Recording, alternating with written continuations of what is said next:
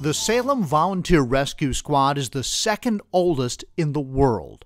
It was founded in 1932 as the Salem Life Saving Crew and based on the world's first squad in nearby Roanoke.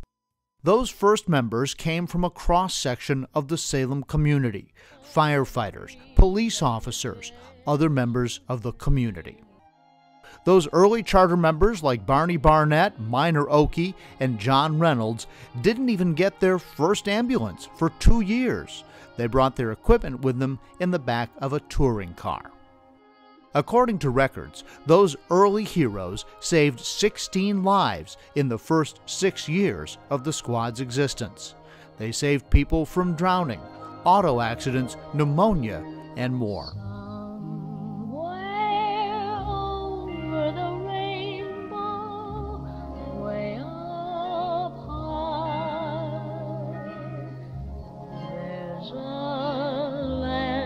I heard of once in a lullaby. They attracted attention when they rolled out on calls, those early lifesavers, and among those who saw them going by was a 5-year-old boy sitting on the porch of his parents' Broad Street home. That boy decided that one day he'd be a part of the rescue squad. His name was Bob Lieb.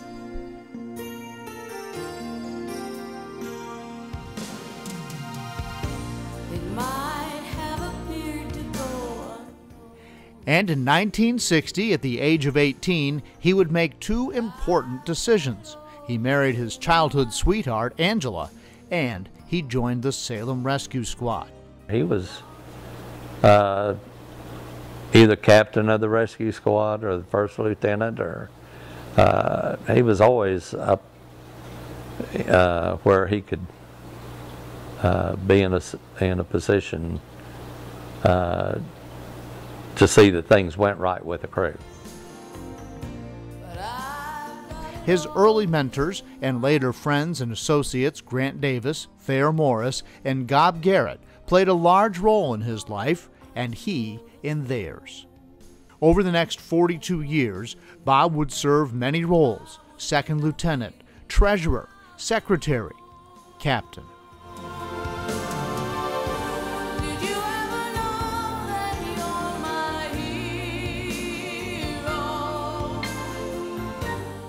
I don't know how he kept, on track with all of the new devices, whether it's a Jaws of Life. I think Salem was one of the first crews in the area, along with Roanoke Life Saving Crew, to have a set.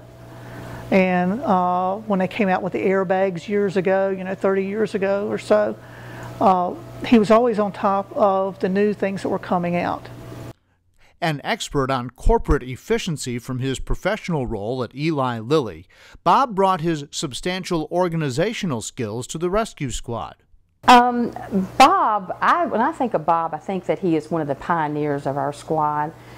The medical field is ever advancing, and EMS is moving forward all the time.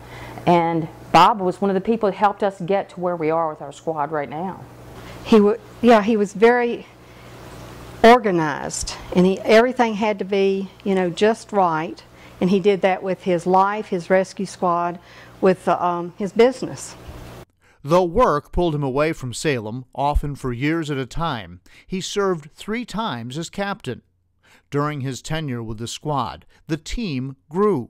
The first women were added to the junior and senior squads. The crash truck was added to the regular ambulances.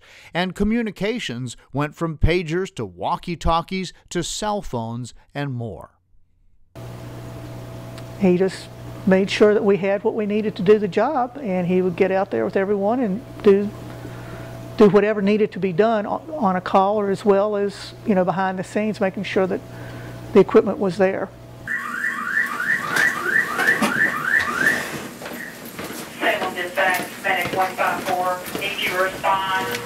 These days, the Salem Rescue Squad is still among the finest in Virginia. The squad has come so far in its time. The equipment and techniques are more modern. This is our crash truck that we purchased in 1992. Since that time, we've made a lot of renovations to it. But we have here the famous Jaws of Life, some different tools that will power that. We use that for cutting cars apart. We have additional accessories to that system. We also have things that can pull and tear cars apart with that. In this compartment, we have a lot of what we call cribbing. And they're essentially wooden blocks that we can use to keep a car from moving around while we're trying to work on it. We also have a series of saws up here and some hand tools that we can use. And then we have the chainsaw in case we have to cut up some of this wood to make smaller pieces out of it. In this compartment right here, what we have at the bottom is a series of what we call struts that will hold cars up in place, or hold when a car is upside down. We can use it to stabilize the car quickly and make very quick access to a patient that might be inside. This is the cascade system. When the city bought the truck for us, we didn't have capabilities of filling air bottles for the fire department or anything like that when they needed extra air. So the city bought this. This is the 2 fill stations. And these are the controls for the cascade system. We can fill 2 bottles at one time if we need to. We prefer to just do 1 at a time. It's just a little safer and make sure we're doing everything properly, but we can do that. Also, we've got the airbags. Airbag systems here. There's multiple bags, and they will lift between 12 to 74 tons depending on the stacking capabilities or the stacking configurations, surface areas and things like that. Members have received more training, and they regularly patrol at local events like the Salem Fair. And soon, they'll even be helping from the seat of a bicycle, which can quickly go where vehicles can't. The bike team is designed to go out and work special events that cover large areas, such as the Salem Fair, the Old Salem Days event, and distance runs. We carry an assortment of equipment that's similar to the advanced life support equipment that we carry on our ambulances, including an automatic defibrillator. We have oxygen, we have special airways, and we do have bandages and other normal basic life support type supplies.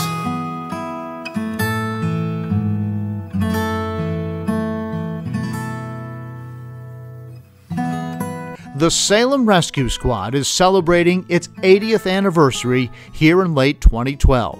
Sadly, this year also marks another anniversary. It's been 10 years since the tragic accident that claimed Bob Lieb's life. He was out on a slippery winter road trying to remove a piece of rusty metal that was stuck in the ice, quote, so no one else would get hurt. He slipped and hit his head on the pavement and passed away. Bob left behind his loving family and friends from the rescue crew who couldn't believe he was suddenly gone.